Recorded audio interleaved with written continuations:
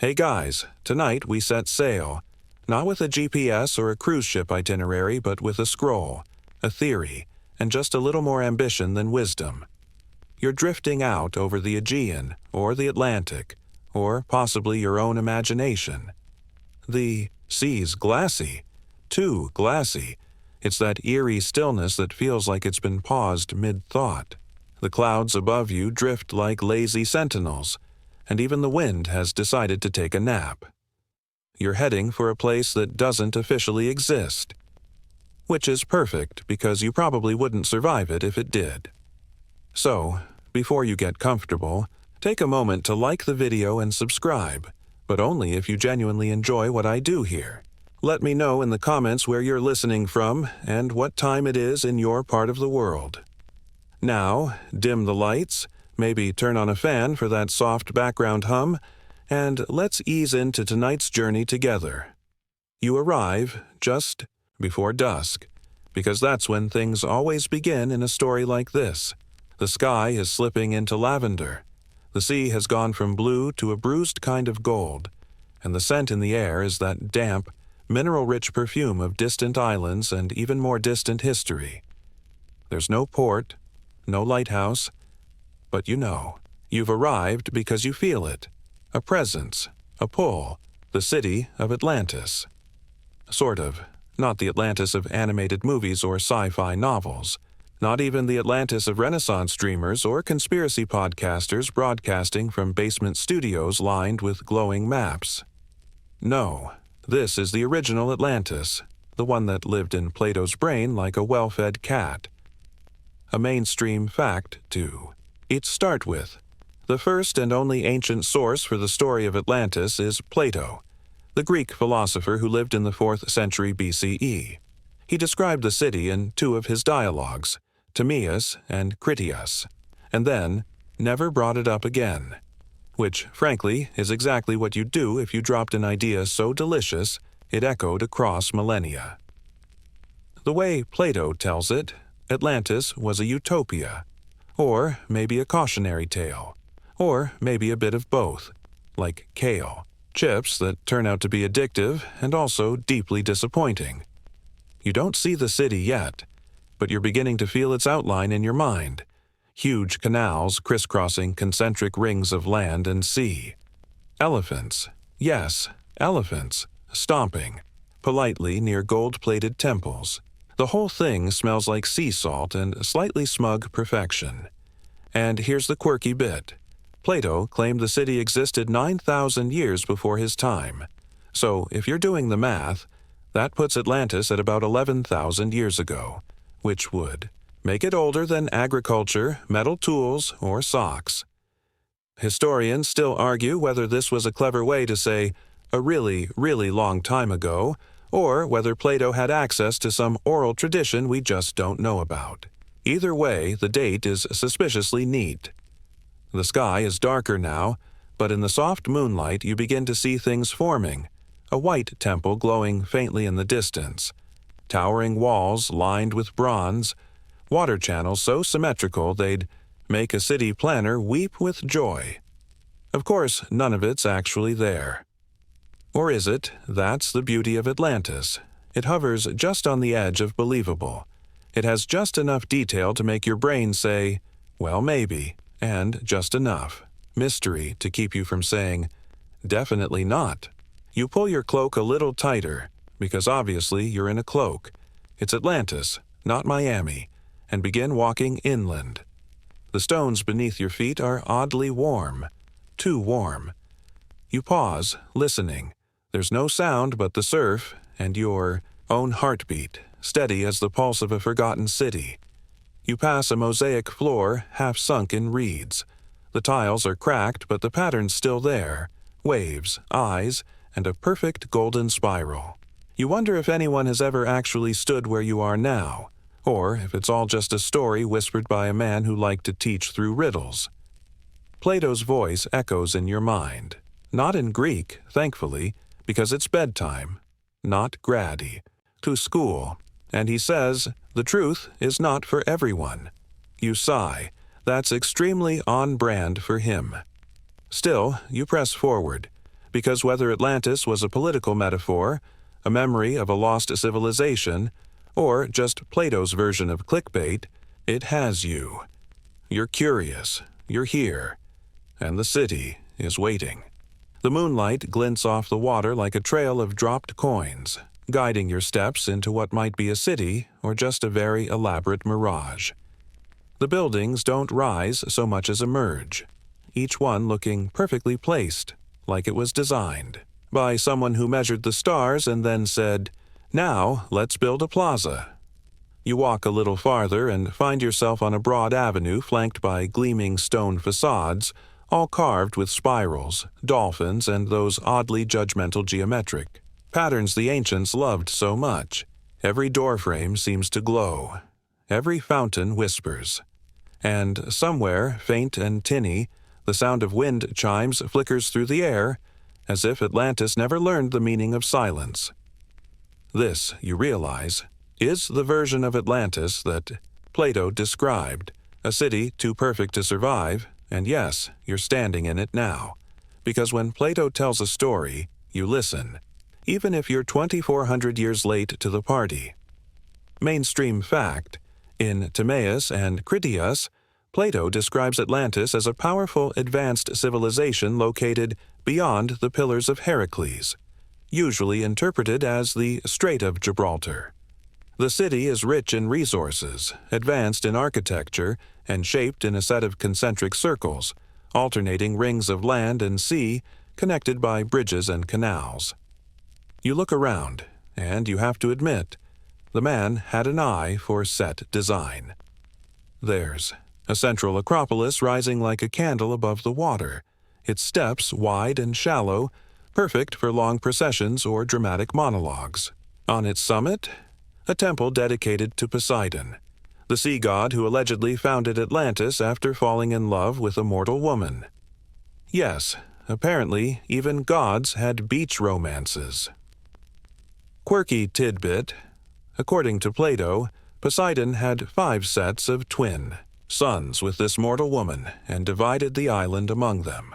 The eldest, Atlas, gave his name to both the city and the Atlantic Ocean, which raises the question, how does a myth name a real sea? Historians still argue whether Plato based Atlantis on earlier stories from Egypt, tales from sailors, or even distant memories of real catastrophes. There's no record of the city anywhere else before his dialogues, which leads some to think it was purely invented for the purpose of a philosophical lesson. And that brings us to the real twist. Plato wasn't trying to start a mystery cult or inspire a History Channel binge session. He was writing a cautionary tale. You stop in the middle of the temple square, just beside a large stone bowl filled with rose-colored sand. The sky above is perfectly clear, the stars so crisp you could slice your dreams on them, and as you breathe, in the scent of something floral, jasmine, or ambition, you remember what Plato actually wanted from this story.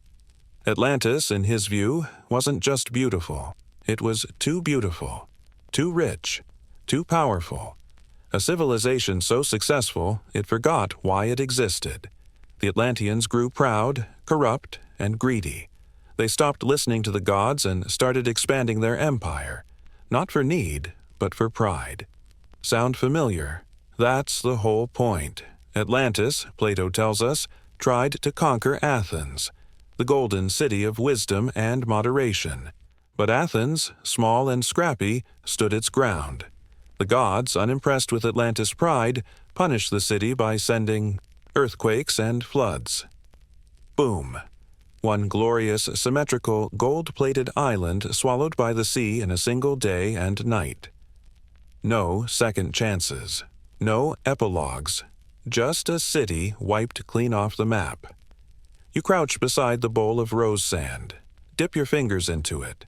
The grains are warm, almost alive, as if they remember being part of something grand, something foolish, something perfect, and, therefore, doomed. Because that's the thing about perfection. It never learns. You glance around the plaza again, still glowing, still humming, still beautiful enough to make your bones ache. And yet, You feel it. The crack beneath the marble. The tension behind the symmetry. The whisper in the wind that says, this didn't last. Not because of war, not because of famine, but because perfection turned inward. Pride ballooned, and humility drowned in its own reflection. You stand, dust off your hands, and walk toward the central canal, where boats carved from ivory and obsidian bob in impossible stillness. Maybe this place really existed. Maybe it didn't. But you know what did exist. The lesson. The one Plato wrapped in gold and dolphins and sea gods and concentric rings. Power without balance becomes a sinking thing. And if anyone knew how to drop a morale into a story like a stone into water, it was Plato. You lean on a rail and stare into the moonlit canal. For a city that no one can prove existed, Atlantis sure is good at staying afloat in our minds. Somewhere behind the fog of history, a philosopher chuckles. And you keep walking. You pass under an archway carved with swirling waves and bullhorns, because why not, and enter what might be a marketplace. It's quiet now, but you can almost hear it as it used to be. Chatter in a language half lost to time, sandals scraping. Over polished stone, merchants hawking oysters the size of soup bowls, and children pretending to be sea captains in the canals. You imagine yourself among them, shoulder to shoulder with jewelers, fishmongers, and philosophers turned fruit vendors. Everything sparkles just a little too much. The walls shimmer with mica flakes, and the stall awnings flutter with gold-threaded tassels. Orichalcum. That's the stuff. Mainstream fact. Plato claimed Atlantis was rich in a mysterious metal called orichalcum, second only to gold in value. No one really knows what it was. Some think it was copper mixed with zinc. Others say it's a made-up metal meant to sound exotic. Whatever the case, in Atlantis, it's everywhere. Plated on walls, melted into goblets, inlaid into ceremonial forks you definitely can't eat with. And here's the thing. There's no mud in this market. No mess. No rotting onions in the corner. It's too clean. Too perfect. You pause beside a basin of still water and see your reflection. It's slightly off. Not you exactly, but a version of you polished by an ideal. Straighter posture, better cheekbones, maybe a little too well rested. For someone lost in a city built on philosophical metaphors. This place is starting to feel like a showroom of civilization. A greatest hits album for human ambition. Art without smudges. Government without debate. Wealth without poverty. A city without failure. Which, of course, is the most suspicious thing of all. Quirky tidbit. In Critias, Plato described Atlantis as being ruled by kings descended from Poseidon, divine bloodlines who governed with wisdom and restraint. At least, at first. Then the story shifts. The kings begin to favor luxury over virtue. Their palaces swell. Their appetites deepen. You can practically hear the soft creak of civilization tipping over. Historians still argue whether Plato was mocking real cities, possibly Athens itself, or referencing tales passed down from Egypt, where priests spoke of an island destroyed by catastrophe. But the timing, the details, and the convenient moral lesson all seem a little too neat. You wander deeper into the market and spot a mural. Worn by time, but vivid in a few places. It shows Atlanteans in long, sweeping robes, standing proudly beside glimmering towers. Beneath them, waves rise. Above them, lightning forks through a sky the color of regret. And yet they're smiling as though they don't see what's coming. You run your fingers along the bottom of the mural. The paint flakes softly, like memories giving up. This city had everything. Power, beauty, order, but it lacked one thing. Fear, not the kind that paralyzes you, but the kind that keeps you humble. That whisper that says, don't build your palace too close to the waves. You move past the mural and into a narrow passage between buildings. The stones here are cracked, and the air smells faintly of seaweed and something ancient, like salt mixed with old parchment. Someone's dropped a scroll. You pick it up, unfurl it, it's blank, or maybe the ink has vanished, or maybe it was never meant to be written, just carried, just believed in. Atlantis is full of things like that. You keep the scroll, tuck it into your robe or dream shirt, whatever you're wearing. At this point, reality is as soft and shifting as the seabed. You step into a courtyard framed by columns. The sky above you is a swirl of deep blue and sleepy gold, and in the center of the space, a fountain still runs, fed by a spring that no longer exists. You kneel beside it, cup the water. It tastes like memory. And cinnamon. Why cinnamon? No one knows. Atlantis is dramatic like that. You lie back on the cool stone and look up. The stars feel oddly close, like you could reach out and nudge one to the left if it's out of place. You realize now that this city wasn't made for living in. It was made to be lost, to become an idea, a measuring stick, a warning written in the language of longing. And just as you start to drift off beneath those impossible stars, you hear something. Distant, rhythmic, like hooves?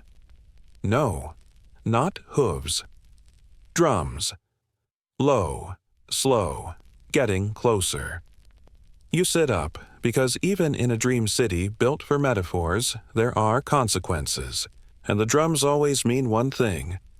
Change is coming. You stand slowly, brushing bits of marble dust from your sleeves. The drums are louder now, pulsing through the city like a heartbeat that's just remembered it exists. You step away from the fountain and back into the glow of torchlight. Except there are no torches. The walls themselves seem to shimmer with a light that isn't fire, but memory. Down the wide boulevard, a procession is forming. They aren't marching. Not exactly. It's more like a glide. A gentle tide of robed figures moving in perfect unison, like they've rehearsed this moment every night for 1,000 years. And maybe they have. You slip into the edge of the crowd. No one looks at you. No one speaks. They're all headed toward the great steps of the central Acropolis. The drums echo with a hypnotic rhythm, soft but insistent. Not a war beat, not a victory chant. Something older. A warning, maybe. You climb, the steps with them. Each stone is carved with a symbol you don't recognize, but that somehow feels familiar. Spirals within spirals, like someone tried to draw the logic of dreams. At the top, a platform. On it, a speaker or priest or poet. It's hard to tell in the flickering light. Their robe shimmers with a metallic blue, and they raise their arms, not to the crowd, but to the sky. And suddenly, everything is still. The drums stop. The crowd freezes, even the air holds its breath. The speaker begins to speak, but it's not a language you know. The syllables roll like waves over rocks. Soft, smooth, ancient. Not harsh or commanding, but mournful. A lullaby disguised as a prophecy. You don't understand the words, but you feel their meaning press against your chest like a tide. This will not last. Mainstream fact. Plato's version of the Atlantis myth is often interpreted as a critique of imperial overreach. In his dialogues, he presents Atlantis as a city that fell not because of a natural disaster alone, but because of its moral collapse. The gods, seeing how corrupt the Atlanteans had become, decided to erase the city, quickly, thoroughly, and without mercy. You look around at the perfect architecture, the polished columns, the quiet awe on every face in the crowd, and for the first time, you see the cracks. A fountain that runs too cold, a statue with a missing eye, a golden wall dulled by invisible salt. This place is too much, too symmetrical, too polished. It lacks the chaos that makes cities real. You turn to one of the robed figures beside you. Their eyes flick toward the horizon. You follow their gaze, and you see it. A faint glow, red, low, and flickering, like something is burning behind the ocean itself. You feel a tremor beneath your feet. It's small, but not forgettable. And here it is, the part where the myth tips from beauty into consequence. Quirky tidbit. Some modern theorists suggest Atlantis may have been inspired by the sudden destruction of a real ancient city, possibly the Minoan settlement on the island of Thera, now called Santorini.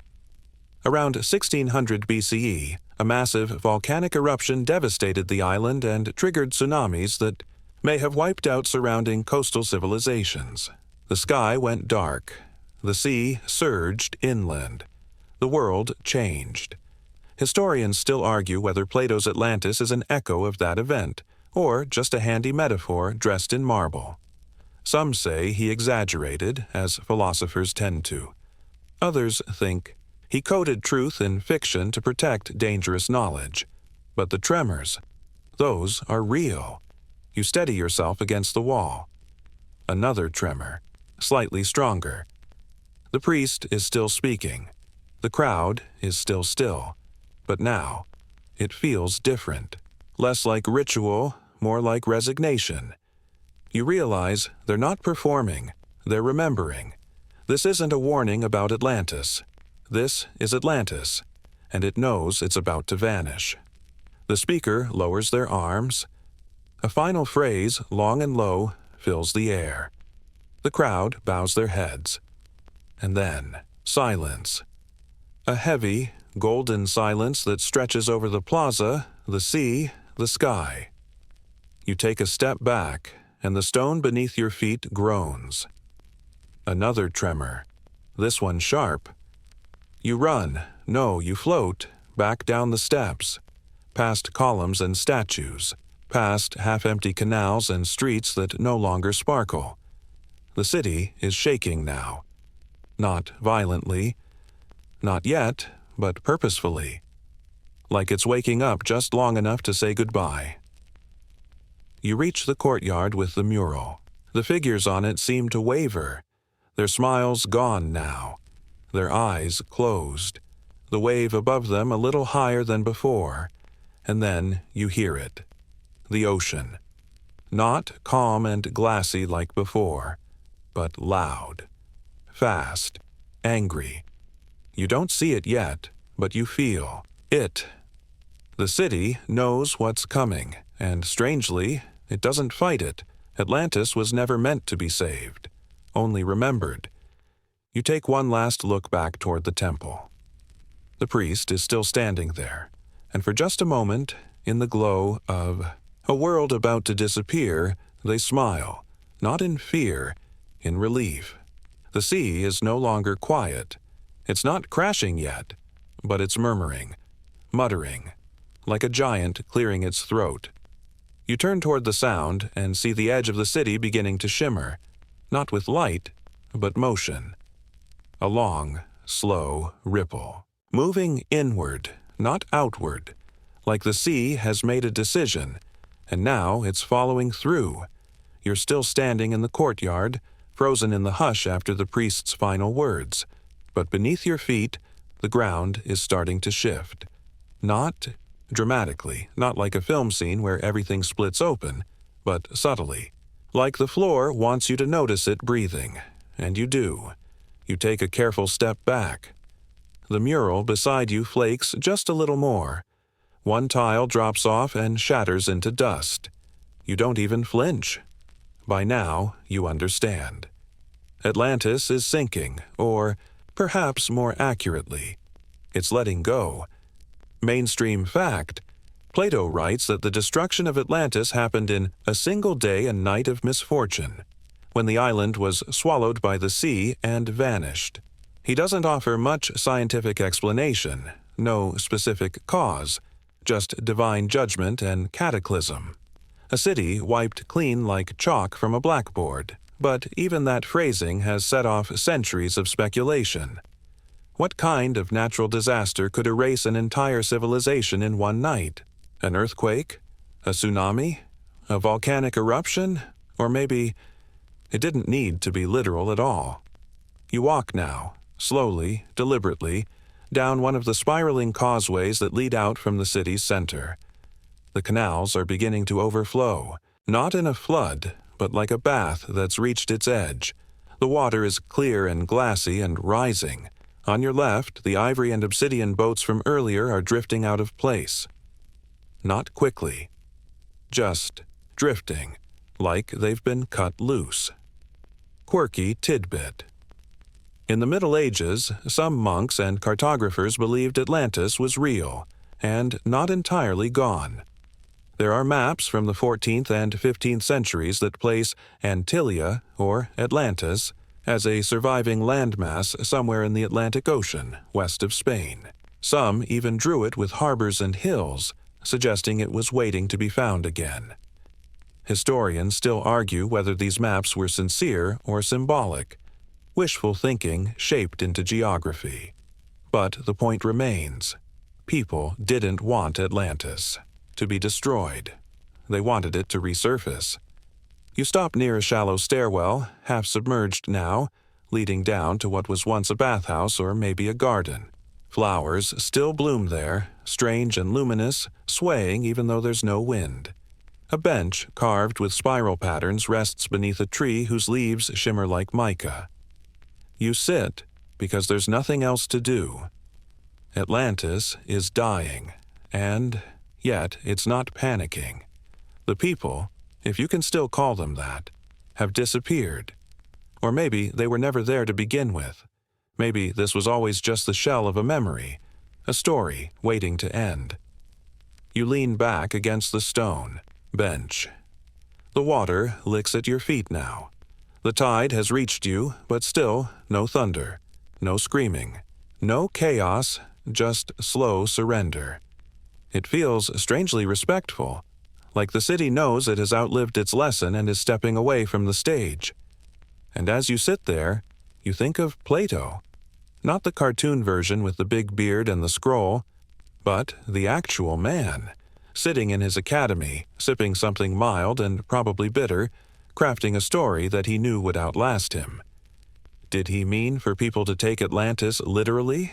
Or did he smile as he watched them fall into his trap? Because, let's be honest, if you were a philosopher trying to get people to think about hubris, about the fall of empires, about the dangers of too much power, what better way than to invent the most beautiful failure imaginable? The perfect city. The lost city. The city that drowned not from weather or war, but from its own reflection. You stand again. The water is at your knees now, warm and strangely weightless. The garden glows beneath the surface. You take one last look, back at the city, its towers softened, its edges blurring, like it's being painted over by the sea, and then you hear something unexpected. Laughter. Not loud, not mocking, just amused, as if somewhere beyond the tides and timelines, a philosopher is watching you from the shadows of the past, shaking his head and saying, "They're still looking for it." Because maybe that's the joke. Not that Atlantis sank, but that we keep trying to unsink it, even now, especially now. You smile, and the city exhales. The water laps at your thighs now, but you're not cold. Not even close. It feels like bathwater drawn by memory. A warmth that soothes without asking why you're here or how long you'll stay. The garden behind you is almost entirely underwater.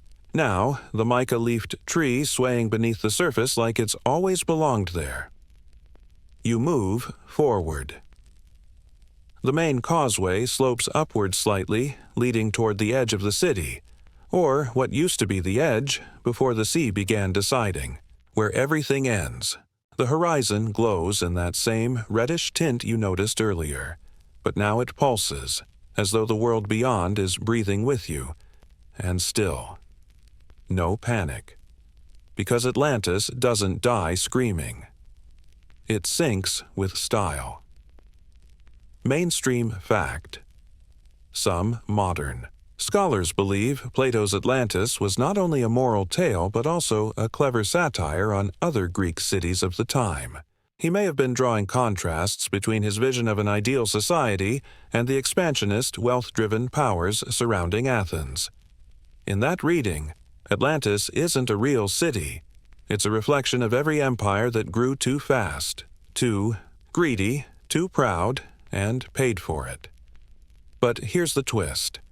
Plato loved Athens, and yet he wrote the story so that the humble, idealized version of Athens defeats the mighty, corrupted Atlantis. Whether or not Atlantis existed, the city was always meant to lose.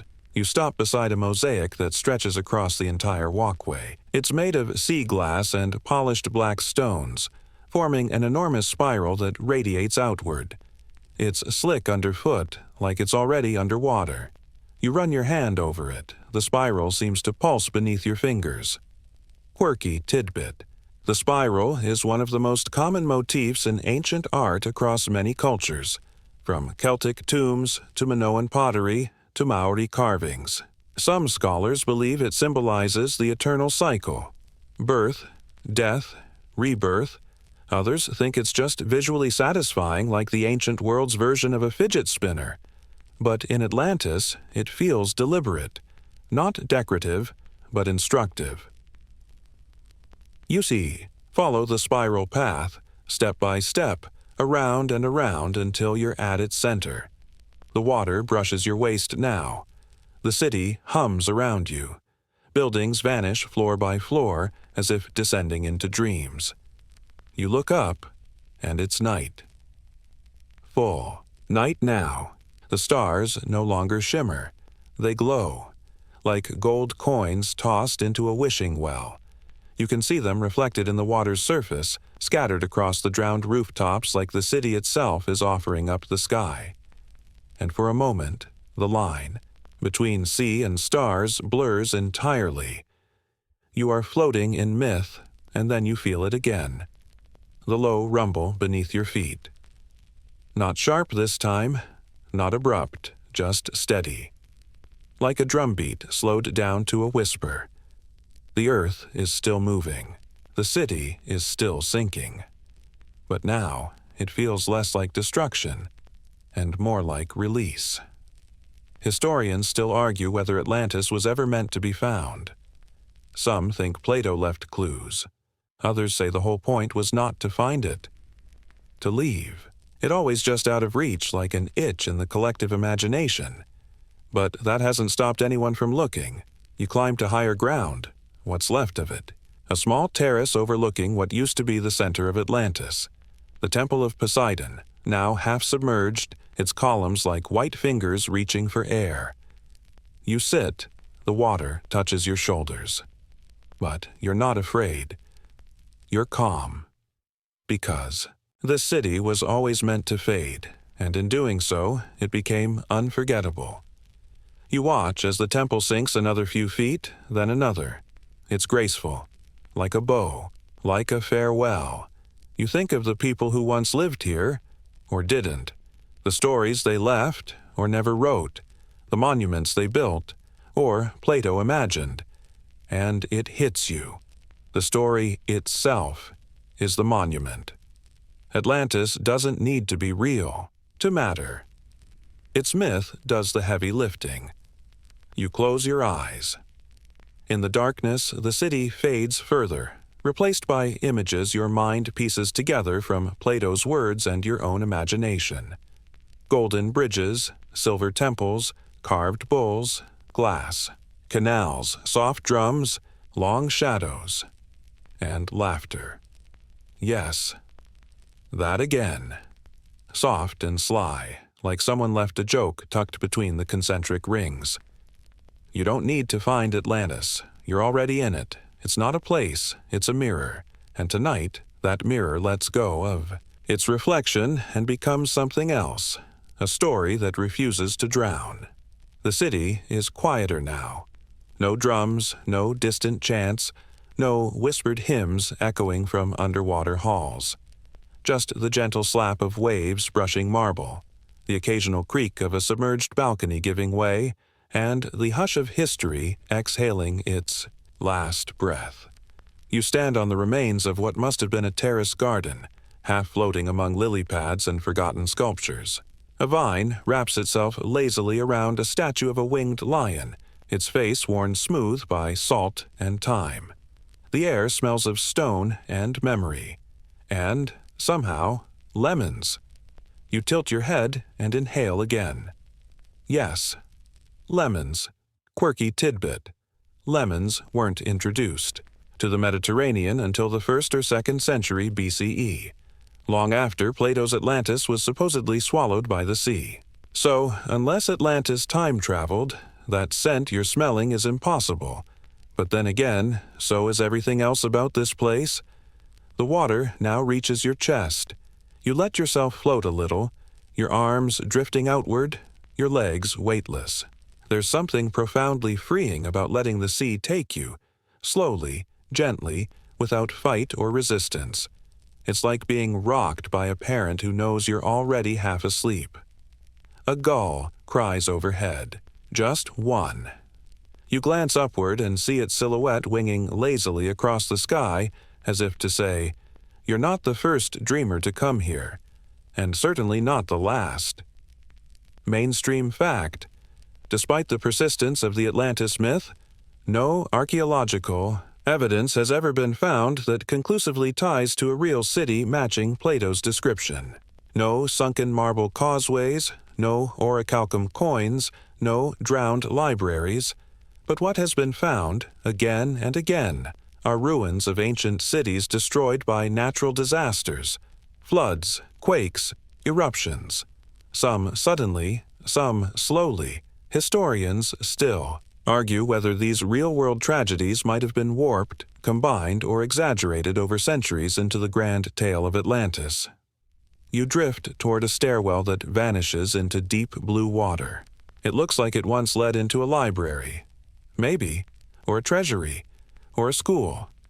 The signage is gone, but the walls are still etched with writing, a script you don't recognize, flowing like vines or waves, too elegant to translate, too beautiful to ignore.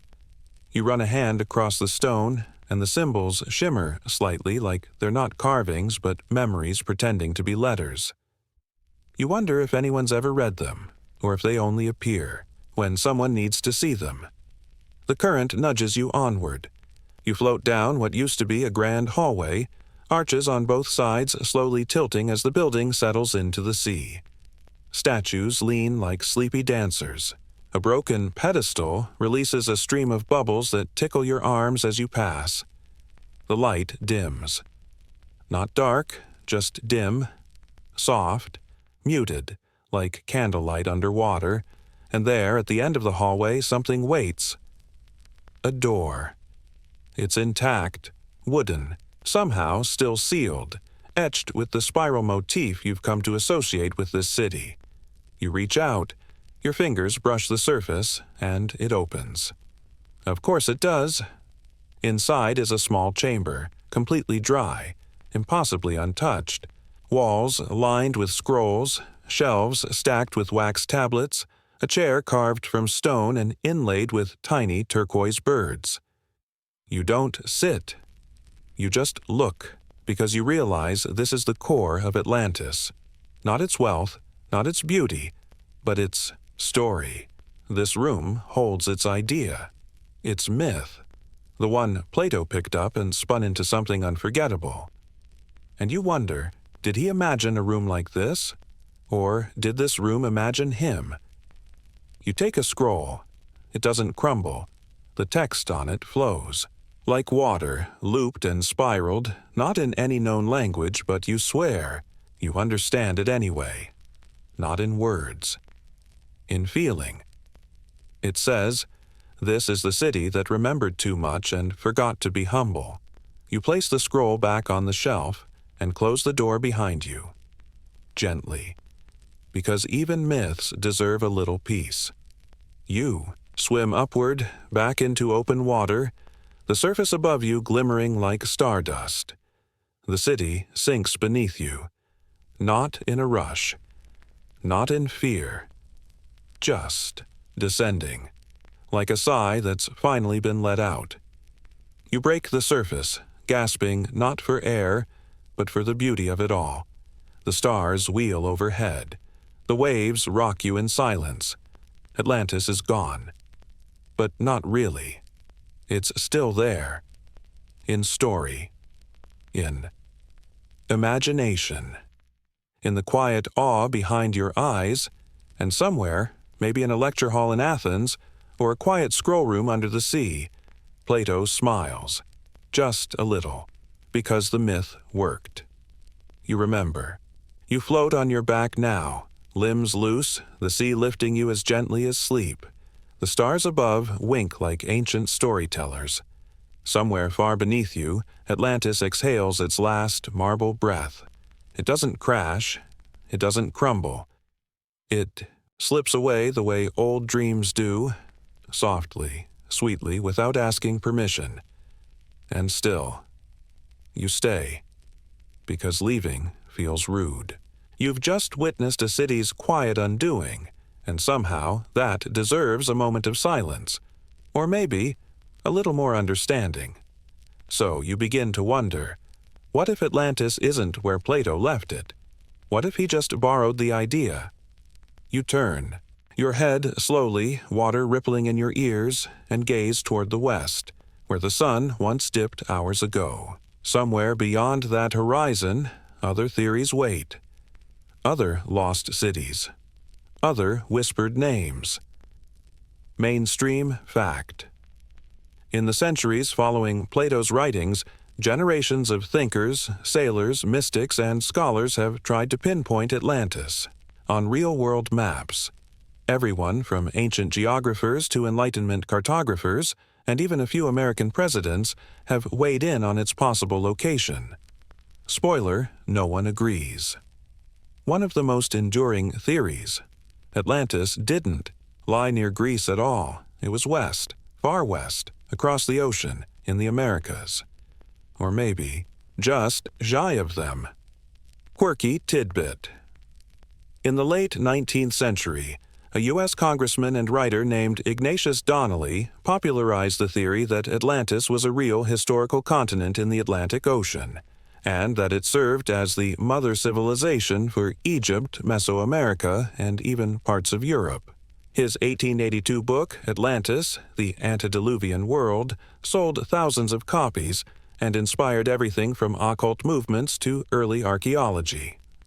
Historians still argue whether Donnelly was a visionary, a mythologist, or just a man with too many maps and not enough fact-checkers. But the impact of his work is undeniable. Suddenly, Atlantis wasn't just an ancient Greek metaphor. It was a real place. With pyramids, with harbors, with secrets, and maybe with survivors. You roll over, your arms gently cutting through the water, and imagine that voyage west.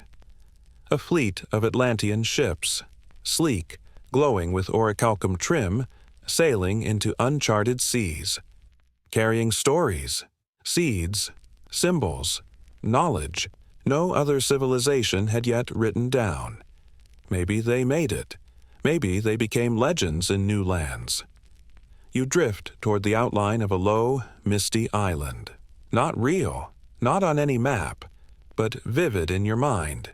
It could be Cuba, or the Azores, or some sunken ridge between tectonic plates.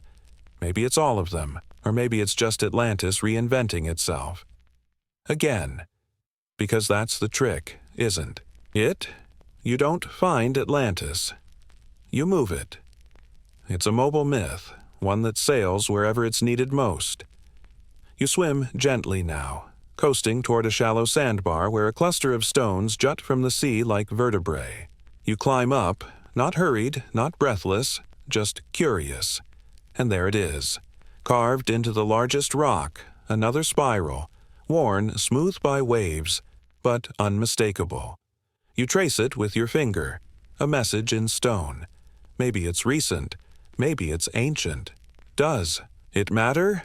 Atlantis leaves breadcrumbs, not buildings.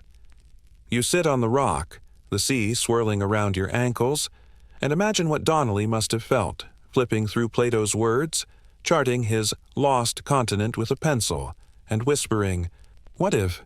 And suddenly you understand something. Atlantis doesn't sink because it was destroyed. Atlantis sinks because it wants to, because it knows that being lost is what keeps it alive. You look up at the stars again. Orion hangs low. A shooting star slips behind a cloud like a secret, and somewhere, maybe on another island or in a classroom or even just someone else's dreams, another person starts to wonder, what really sank Atlantis? The answer? Too many answers, and that's exactly why the question still floats. You lie back on the rock, arms folded behind your head. The sea hushes, the sky deepens, and beneath your eyelids, the spiral glows. The spiral lingers behind your eyes even after they close. It's not glowing now. It's pulsing, slow and quiet, like a lullaby hummed by the ocean itself. You're not dreaming, or maybe you are. But the boundary between dream and story has gone pleasantly fuzzy. You sit up again, the sea now reduced to a lazy ripple brushing over the sandbar. The sky overhead is clear, painted with stars that seem too deliberate, like someone arranged them for narrative effect. And maybe someone did. After all, this has always been a carefully curated story. You stand and turn in a slow circle. You expect the drowned city to be gone, erased. But something strange happens. You see it again. Not as it was, as it's remembered. Translucent towers shimmer in the mist. Roads like ribbons of moonlight coil through the shallows. The sea no longer swallows the city. It hosts it, like a ghost made of salt, and in that moment you understand. Atlantis has never left. It simply changed costume. Mainstream fact. Some ancient historians like Proclus and Crantor insisted Atlantis was real, pointing to Egyptian records as evidence. Others, like Strabo and Pliny, remained skeptical, calling it a fable or a symbol. What's interesting is that even among ancient thinkers, the debate was less about truth and more about usefulness. Did the story serve a purpose? Did it teach anything? You leave the sandbar, gliding through waist-high water toward a new formation, ruins that weren't there before.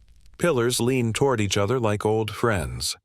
A colonnade arcs over your path, draped in seaweed and starlight. In its center stands a lone figure. Not real, just present. You approach. They don't speak. They don't need to. Their robe moves, even though there's no wind. Their face is hidden beneath a gold-dusted hood, and their hand rests on an orb the color of tide pools and old bruises. You know who this is. It's the idea of Plato. Not the man himself. The idea. Patient, curious, watching, and now, finally, offering you something. The figure extends their hand, not in greeting, but in invitation. You take it, and the city shifts again. Now you're inside a chamber, dry and softly lit, with no visible walls. Scrolls hover in the air, drifting like jellyfish. Each one glows faintly, casting warm rings of light on invisible shelves. You reach for one. It doesn't open. It unfolds, and suddenly you're seeing more versions of Atlantis than you thought existed. There's the volcanic one, cracked, scorched, wreathed in smoke. There's the icebound one, a gleaming marble city buried beneath frozen waves. There's the jungle Atlantis, its towers covered in vines, monkeys swinging across sky bridges. There's even a futuristic Atlantis, shaped like a spiraling circuit board, glowing with pale blue logic. And here's the secret. They all work. Because Atlantis isn't one place. It's a form, a recurring shape in the human imagination. Quirky tidbit. Throughout history, the idea of a lost advanced civilization has appeared. Again and again. The Aztecs spoke of Aztlan. The Hindus told of Lanka and Dvaraka. Norse mythology has Asgard. Even in modern fiction, we see echoes: Wakanda, El Dorado, Laputa. Atlantis isn't alone. It's just the version that branded the best. Historians still argue whether these myths share a common root, or if humans are just wired to believe we lost something precious and perfect before we could ever remember having it. You take one. Last scroll, it's smaller, dimmer, but you open it, and it's blank. No symbols, no spirals, just space. Waiting. You glance back at the figure. They tilt their head as if to say, "Now it's your turn." You hold the scroll close. Maybe Atlantis didn't vanish. Maybe it's just waiting for the next storyteller. Because every time someone wonders, what really sank Atlantis? They rewrite it, and the city rises again. Not in water. In words. You tuck the blank scroll beneath your arm. It's light, like it's made of silk and memory. Around you, the chamber hums. A low, contented sound, like a cat asleep in a sunbeam. The scrolls continue to drift, their lights dimming slightly, as though you've taken what you needed. You walk slowly through the chamber, past floating shelves and spiraling bookstands that don't quite touch the ground. Everything here resists the urge to be ordinary. Even the floor, if there is one, feels more like a suggestion than a surface. And then, just ahead, a doorway. Not carved in stone or wood, but shaped out of shadow and starlight. You pass through it like a breath. And now, you're back outside. The ocean is gone, or perhaps you're beneath it. It's hard to say. The sky above is black velvet laced with silver. Below your feet, the city returns, but not as ruins. Atlantis shines. Golden towers rise from ring-shaped islands. Lights flicker along aqueducts. Boats drift silently in glowing canals. Music, soft and strange, floats through the air like mist. You're seeing the city before it fell. Mainstream fact. Plato described the city of Atlantis as made up of concentric rings, 2 of land, 3 of water, linked by bridges, protected by gates and guard towers. The central island housed a grand temple to Poseidon and Cleito, the mortal woman the god fell in love with. This heart of the city was said to shine with orichalcum and echo with sacred rituals.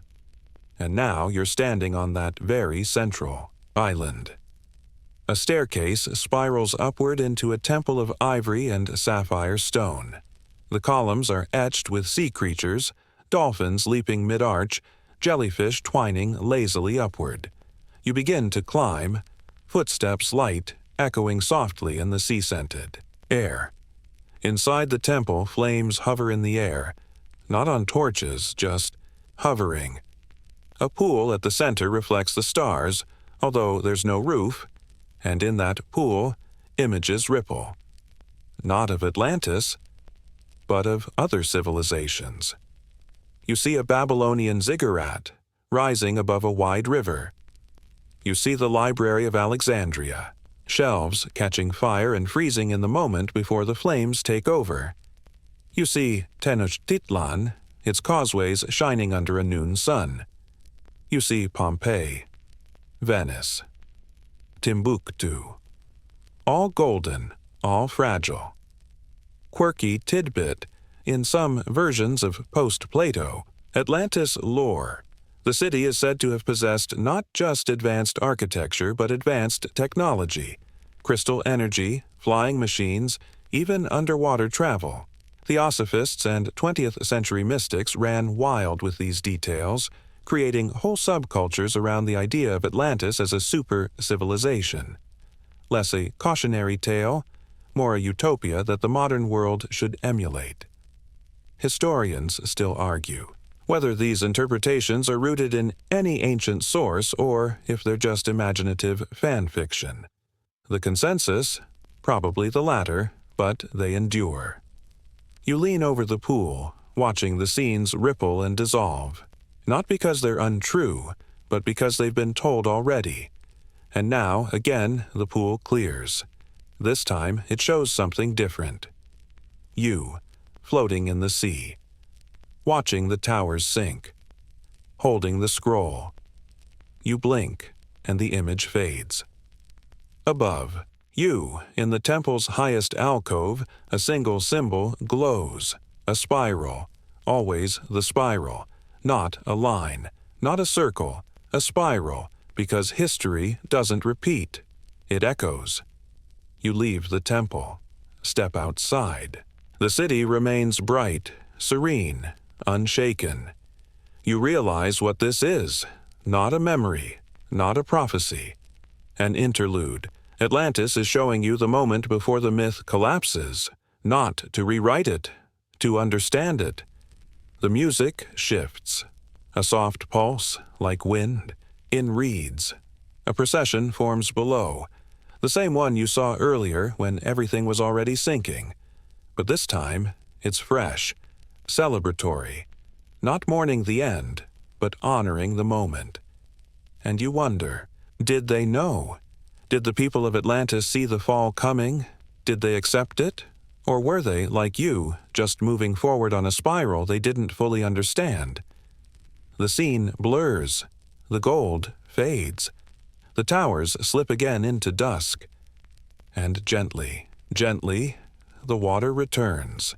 This time not to drown, to reflect. Atlantis is not a warning. It's a mirror, and for a moment, you're the only one in the world seeing yourself in it. The water creeps up around your ankles again. Not cold, not fast, just there, like a tide returning home. You're still standing at the top of the temple stairs, the sky overhead softening into a deep twilight gray. The spiral on the ceiling dims to a soft ember. You take a step down. The scene around you is less golden now. The buildings are still lovely, but worn. The boats slower, heavier. The air carries a hush, like a party that ended just moments ago. Everything is quieter, not lifeless, just resigned, like a city that knows it's about to become legend. Mainstream fact. Atlantis was said to have been ruled by 10 kings, descended from Poseidon himself. Each king ruled one of the concentric islands, keeping balance through a council, a code of laws, and sacred oaths inscribed on a pillar of orichalcum. The system worked, until, of course, it didn't. Plato hints that over time, the kings abandoned their restraint. Their divine essence became diluted by mortal ambition. They began expanding, conquering, building more monuments than they needed. A familiar story, isn't it? You reach the courtyard again. Yes, the same one with the mural, from earlier. But now the mural is clearer, crisper, as if it's showing its original self just once more. The Atlanteans on the wall stand proud, clothed in rich fabrics, faces turned toward the sea. The wave looming above them is not a threat now. It's a frame. They're aware of it. They accept it. A strange peace settles over you. You walk past the courtyard into a narrow colonnade. Between each column you glimpse scenes unfolding, not real ones, memories, or possibilities. One shows a woman pouring water over a baby in a golden basin, maybe a prince, maybe a metaphor. Another shows a council of robed figures around a low table, arguing, not shouting, just disagreeing in the quiet way old scholars do. And another, a masked dancer alone on a rooftop, spinning with abandon as thunderclouds gather. You stop. That one stays with you. Quirky tidbit. In some fringe retellings of the Atlantis story, artists and mystics from the city supposedly encoded secret knowledge into music, dance, and sacred geometry. Not just art, but warnings, maps to the soul, or even to other realms. Most historians dismiss these claims, but the persistence of the idea is telling. Even now, People want Atlantis to have left something behind besides rubble. Historians still argue whether the myth of Atlantis is a symptom of cultural nostalgia or a coded record of real loss. But in both cases, what matters is not what was lost, but why we keep looking for it. You continue on. Past fading archways and crumbling balconies now half submerged.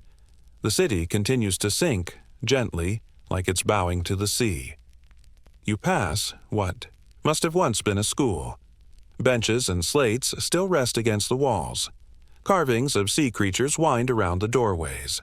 On one wall, a faint etching remains, a spiral, of course, but within it, tiny dots forming a constellation. You squint.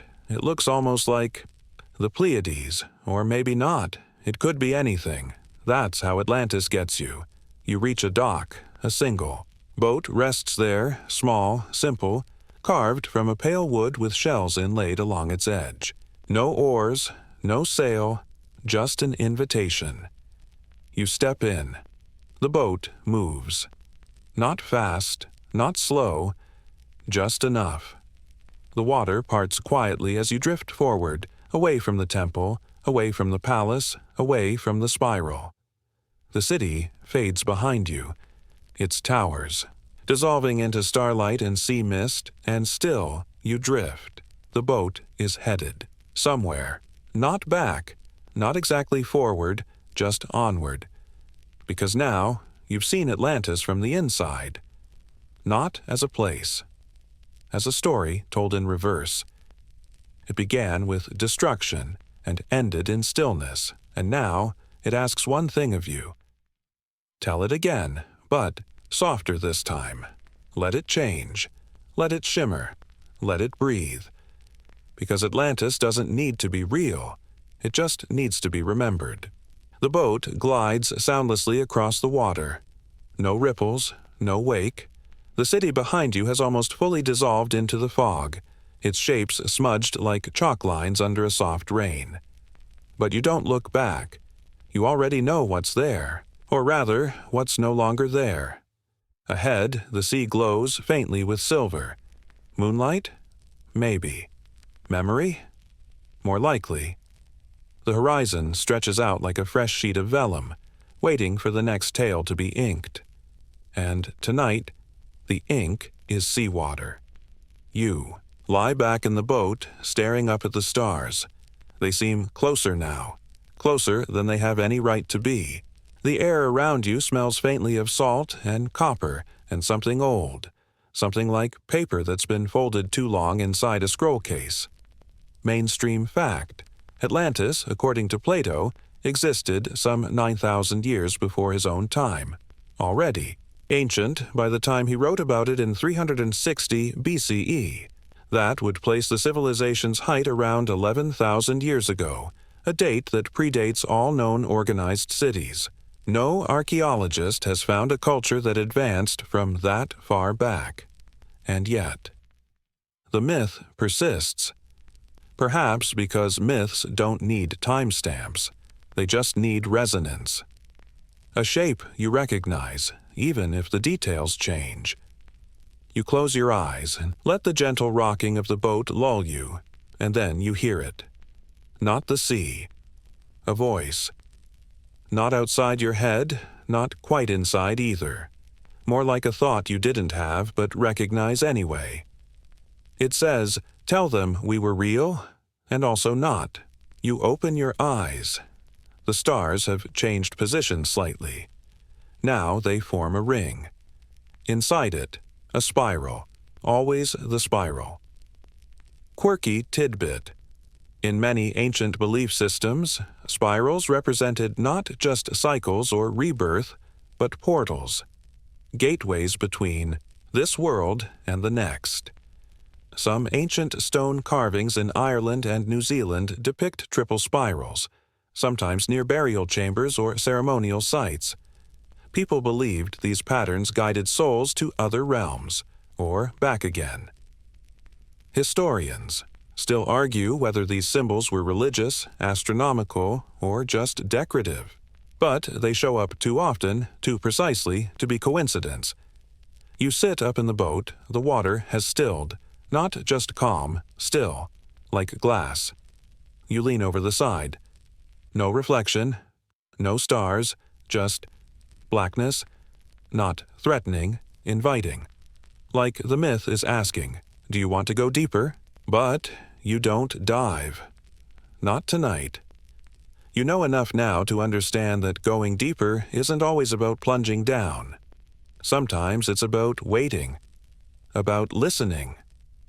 The boat begins to move again, and this time you sense an arrival.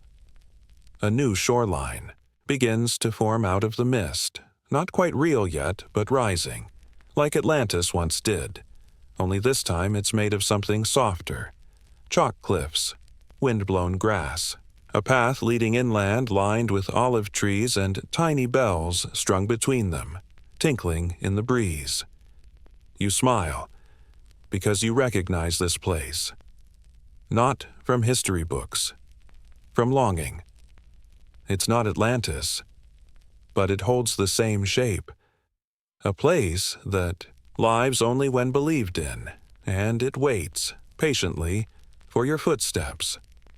The boat touches the shore.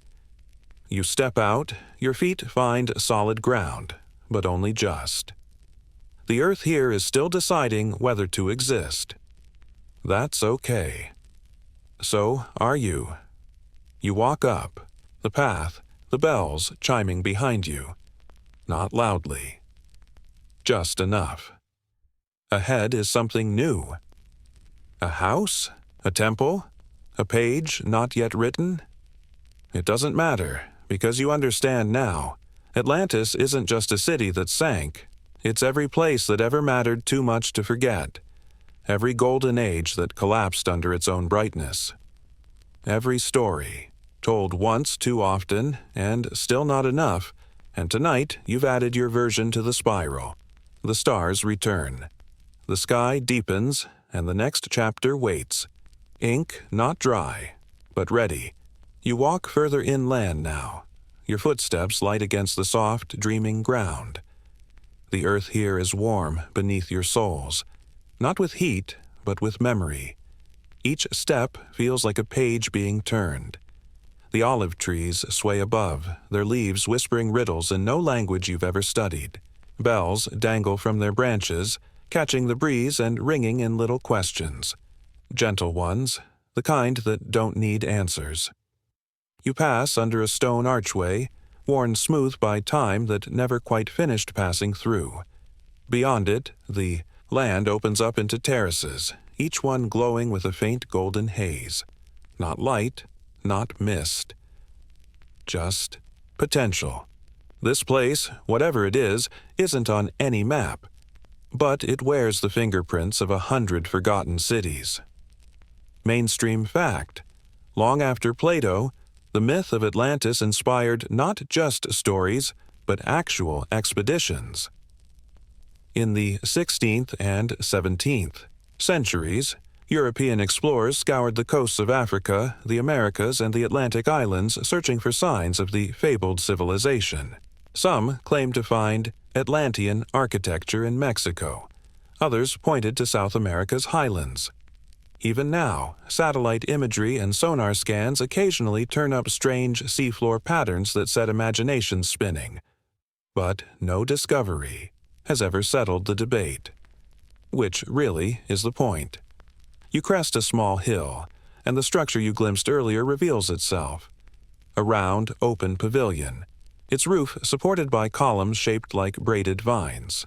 Inside, a wide stone basin shimmers with a blue that's almost too deep to be water.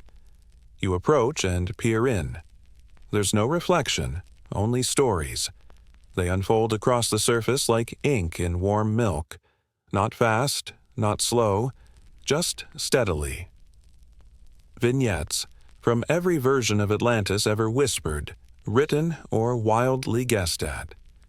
You see Poseidon sculpting a city from waves and coral. You see children learning in underwater schools, their scrolls sealed in crystal. You see a queen writing poetry, in a forgotten tongue. You see an army leaving, never returning, and then you see yourself, floating, watching, listening. You blink, the basin stills. A small stool appears beside it, carved from driftwood and studded with pieces of shell. You sit, because that's what this moment wants. Quirky tidbit. During the 20th century, Atlantis became a fixture in pop culture, not just as a lost city, but as a metaphor for everything from ancient aliens to environmental collapse. Comic books, novels, films, and even cartoons each reimagined the myth. At one point, Atlantis had its own superhero city council, its own underwater politics, even its own space program. Fictional, of course, but enthusiastically detailed. Historians still argue whether these cultural reboots dilute Plato's original lesson or extend it into modern relevance. But again, that debate misses the core point. The myth lives because it changes, because it swims. You run your hand along the edge of the basin. No splash, just a shiver. The stories ripple slightly. One image lingers longer than the others. A quiet boy sitting beside an old teacher asking if Atlantis was ever real. The teacher only smiles and says, "Real enough," and the boy accepts it. Just like that. Because sometimes real isn't about GPS coordinates. It's about the echo something leaves behind. You stand. The pavilion doesn't vanish, but it waits. Graciously. You step out into the open again. The land continues beyond into low hills dotted with stone ruins. But they're not broken. They're unfinished, as if someone started building, then got distracted by a better idea. And maybe that's how myths are born. Not from finished thoughts, from beginnings that never ended. The sun rises, or maybe just lightens the horizon. A soft amber blush spreads across the land, brushing against the olive leaves, the bells, the stones, and your shoulders. You feel warm. Not sunburn. Warm. Just remembered. Atlantis is gone, and it's here, and it's everywhere you let it be. You walk on, and behind you, the spiral glows once more in the basin. Not as a warning, not as a mystery. Just as itself. A shape the story chose. A path that doesn't end. You're not following a road anymore. Now the land leads by suggestion. Gentle dips in the earth, curves lined by weathered stones, the occasional glint of polished shell tucked like punctuation between blades of grass. It's not a path, it's a rhythm, and somehow you know exactly where to go. Your feet move with that quiet certainty that dreams sometimes offer. You don't ask why, you simply arrive. Ahead, another rise. Not high, just tall enough to give you a view. You climb slowly, savoring the feel of soft ground and the faint scent of lavender mixed with something older, like parchment or sandalwood. At the top, you pause. Below you, a valley. Circular, of course. Terraced rings, some flooded, some blooming, with wildflowers. And in the center, a stone circle. Rough, unshaped, as if someone tried to build a monument and got distracted halfway through. Again. But it's perfect, because you understand now. This is what Atlantis always wanted to be. Not a warning, not a city, a question. Mainstream fact. Across ancient Greece and Egypt, circular sacred sites were common. Temples arranged in concentric patterns, ceremonial plazas designed as spirals or rings. Some believe this symbolized cosmic order. Others say it echoed the movement of stars. In Plato's Atlantis, the concentric design was a sign of divine harmony, until it fell apart. But here, it just looks peaceful. You walk down into the valley. Your steps don't echo. The earth absorbs them like a welcome. When you reach the central circle, You stop. There's nothing here. No statue. No scroll. No altar. And still, it feels complete. You sit on the largest stone. A breeze stirs. Bells chime very faintly from trees you can't even see anymore.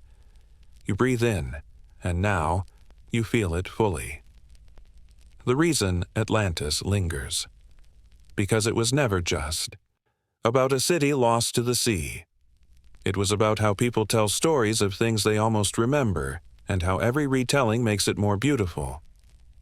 Quirky tidbit. Some scholars argue Plato invented Atlantis as satire, a critique of Athens' pride and expansionism.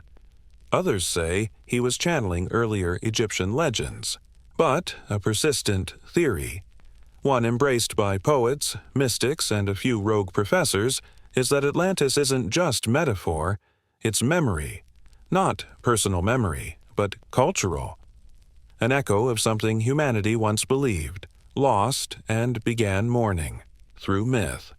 Historians still argue whether this collective memory theory has merit.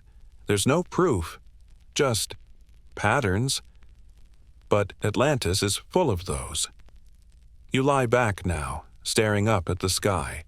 It's daytime here, but the stars remain visible, soft pricks of silver against the blue. You see the familiar constellations, and few you don't recognize. Ones that probably only show up in myths. The stone beneath you warms slightly. You press your palm flat against it. No vibrations. No voice. Just stillness. A generous silence. And that, too, is part of the story. Because what Atlantis teaches isn't just about downfall. It's about the grace of disappearing, the nobility of letting go before being taken. You exhale slowly. This place, this soft echo of a sunken city, won't follow you home. It's not that kind of myth. It's not cursed, not haunting. It's gentle, a lullaby of marble and water and unanswered questions. And as you lie there, you realize something. You don't need Atlantis to be real anymore, because the myth was never meant to be found. It was meant to be kept. You smile, because now you understand why Plato might have been laughing, not because the city was fake, but because he knew what he'd started, a spiral, one that would never end. The wind shifts again, not sharply, just enough to carry a different scent. This time it's salt mingled with citrus, like the memory of an orchard that never quite existed. You open your eyes. The sky is a different blue now, paler, dreamier, the kind of sky you see just before waking. But you don't rise. Not yet. You're still part of this place. Still folded into its rhythm. The concentric valley below you fades gently into haze. The stones beneath you cool, not with warning, but with release.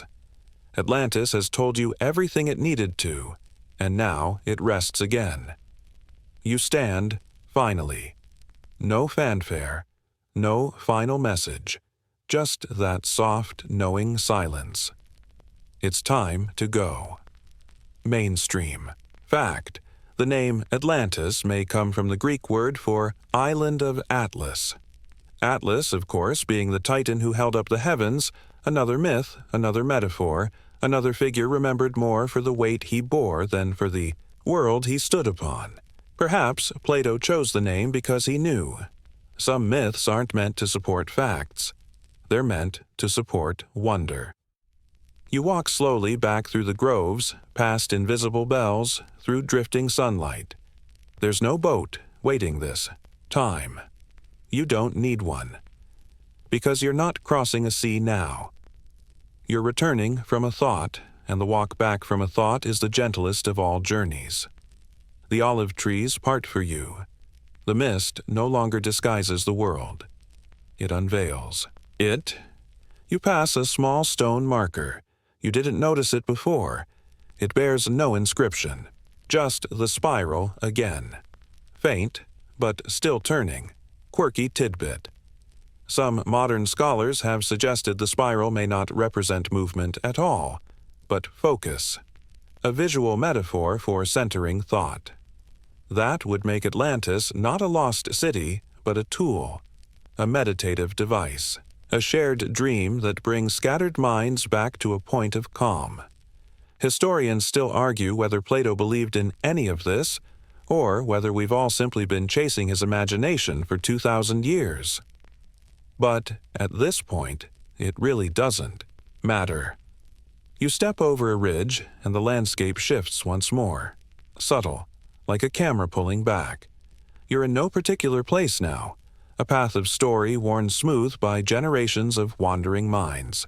You see hints of other travelers, footprints in soft ground, the echo of a laugh, the rustle of turning pages. You are not the first to walk here, and you will not be the last. You breathe in deeply one final time. The air is rich with story. You let it fill you, not to keep, just to carry a while longer. The myth has loosened its hold now. The spiral fades behind you, not erased, but content. It knows it'll be found again, rewritten, retold, rediscovered by someone like you, or someone completely different. That's how it works. Atlantis always sinks again, but never the same way. Twice, and now it is time to sleep. Let your body soften. Let the last edges of the story dissolve like waves into a smooth shoreline. There's nothing left to chase, no scrolls to unroll, no ancient temples to explore, just stillness now, gently unfolding like a silk cloth across your mind. You've drifted through marble colonnades and echoing chambers, watched cities vanish and myths resurface, listened to the sea carry stories older than memory, and now it carries you. In this quiet space between waking and dreaming, you are not a historian or a sailor or a seeker of lost truths. You're just here, held by the rhythm of breath, the slow tide of imagination. The spiral has stopped spinning for now, not ending, just pausing, waiting patiently until the next dreamer wonders again what might be hidden beneath the waves. Let your eyes grow, heavier. Let your thoughts spread out like ink across still water. Let your breath slow to match the lull of the tide. Atlantis is safe. You are safe. The story is complete. For tonight, and if tomorrow you find yourself wondering about temples beneath the sea, or mysterious maps, or golden cities that refused to die, you'll know exactly where to begin again. Sleep well, Voyager, the spiral will be waiting.